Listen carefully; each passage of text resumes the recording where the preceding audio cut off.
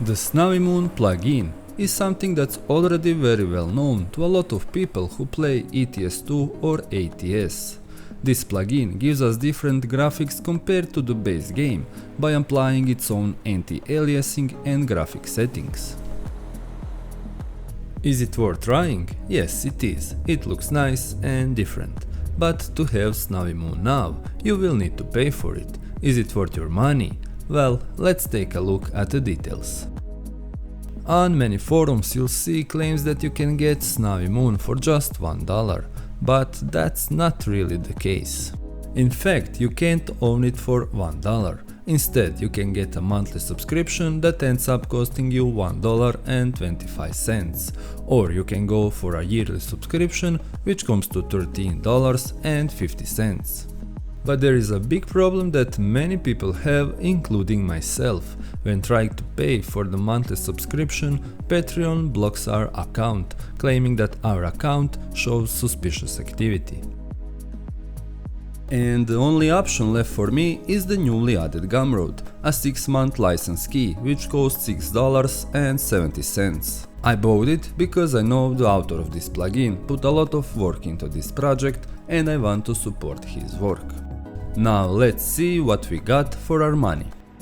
In the final version of Snowy Moon you can choose between 4 lighting options. You also have the ability to adjust color tones, shadows, contrast and so on. There are really plenty of options to tweak the color tones just the way you like them. Then you can choose between high, medium or low graphic settings. You also have the options for temporal anti-aliasing as well as DLSS and DLAA if you have a GPU that supports them. You have options like FXAA, motion blur and sharpness to get the look the way you want. You can also turn the cabin lighting on and off, you can adjust custom lighting and you can manage screen space, ambient occlusion settings. And one really good option is that you can turn on low resolution SSIO, which improves performance a lot. So I easily went from 71 to 88 FPS and still kept good graphic. Now let's compare 4 lighting options so you can clearly see the difference between every one of them.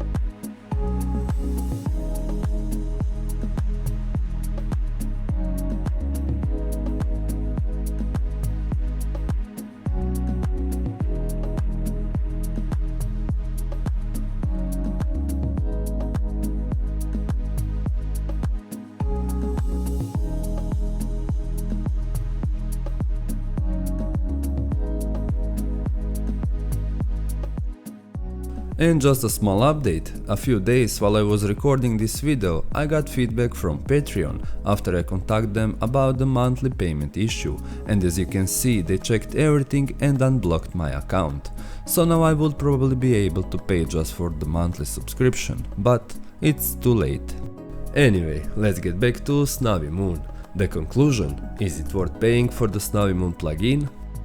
Well, here is how I see it. I think a lot of effort was put into this plugin and I believe the author deserves support, at least with a 1-month subscription. Now, Snowy Moon does look nice, and if there were an option to buy it for a reasonable one-time price, my answer will be short, yes, it's worth buying and keeping forever. But Snowy Moon works on a subscription basis, which I don't really like. You're always forced to renew and keep paying, and personally, after these 6 months expire, I won't be renewing the subscription again. The base game already has very good graphics on its own, and over time it will only get better. So basically you should give it a try for a month or 2, or in my case 6. But you should not get hooked and keep paying the subscription constantly, because that cost can add up quickly. Plus I don't really support this subscription based payment model. I would rather prefer one-time payment of let's say $10 or $15 with possibility of trying it first in period of 24 hours for free. Have you already bought a subscription, and what do you think about Snowimoon in general? Feel free to write your opinions in the comments. Thank you guys for watching this video and see you in the next one.